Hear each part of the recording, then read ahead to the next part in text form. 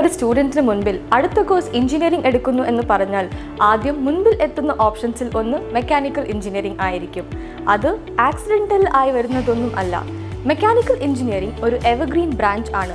ഇന്ത്യയിൽ മാത്രമല്ല, ലോകത്തിൽ തന്നെ ഏറ്റവും oldest and most significant engineering branch ആണ് മെക്കാനിക്കൽ എഞ്ചിനീയറിംഗ്.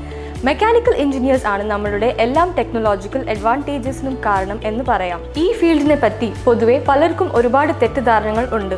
അതിൽ ഏറ്റവും പോപ്പുലർ ആയ ഒരു തെറ്റിദ്ധാരണ മെക്കാനിക്കൽ എഞ്ചിനീയേഴ്സിന് മെക്കാനിക് ജോബ് മാത്രമേ കിട്ടൂ, ഗേൾസിന് ഈ ഫീൽഡ് പറ്റില്ല.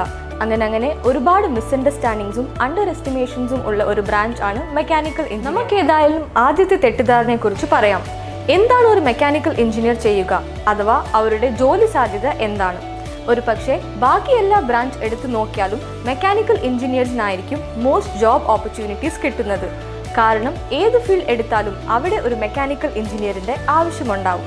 ഏവിയേഷൻ ഇൻഡസ്ട്രി ആയിക്കോട്ടെ, എയ്റോസ്പേസ് ആയിക്കോട്ടെ, ബയോമെഡിക്കൽ ആയിക്കോട്ടെ, മെക്കാനിക്കൽ എഞ്ചിനീയറിംഗ് ആവശ്യമില്ലാത്ത ഫീൽഡ് വരില്ല.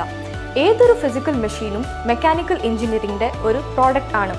അതുകൊണ്ട് തന്നെ ഈ ഫീൽഡിൻ്റെ ഡിമാൻഡും കൂടുന്നതല്ലാതെ കുറയുന്നില്ല. അടുത്ത വലിയ ചോദ്യം, ഈ ഫീൽഡ് ഗേൾസിന് സൂറ്റബിൾ ആണോ? ആക്ച്വലി ബോയ്സിനേക്കാളും ചില അഡ്വാൻറ്റേജസ് ഗേൾസിന് ഈ ഫീൽഡിൽ കിട്ടുന്നുണ്ട്. പല കമ്പനികളും റിക്രൂട്ട് ചെയ്യുമ്പോൾ ഗേൾസിനെ പ്രിഫർ ചെയ്യുന്നുണ്ട്. ഇനി വർക്കിംഗ് അറ്റ്മോസ്ഫിയർ ഒക്കെ ഗേൾസിന് പറ്റുമോ എന്ന് ചോദിച്ചാൽ അവർക്ക് പറ്റാത്തതായി ഒന്നുമില്ല എന്നാണ് ഉത്തരം. ഇനി ജോബ് ഓപ്പർച്യൂണിറ്റീസിനെ കുറിച്ച് പറയുകയാണെങ്കിൽ നേരത്തെ പറഞ്ഞത് തന്നെയാണ്. വിരലിൽ എണ്ണാവുന്ന ഓപ്പർച്യൂണിറ്റീസ് അല്ല മെക്കാനിക്കൽ എഞ്ചിനീയറിംഗിന് ഉള്ളത്. എന്നാലും ഇമ്പോർട്ടൻ്റ് ആയ ചിലത് പറയാം. Manufacturing sector, defence or military, robotics, aerospace, automobile and even in biomedical engineering.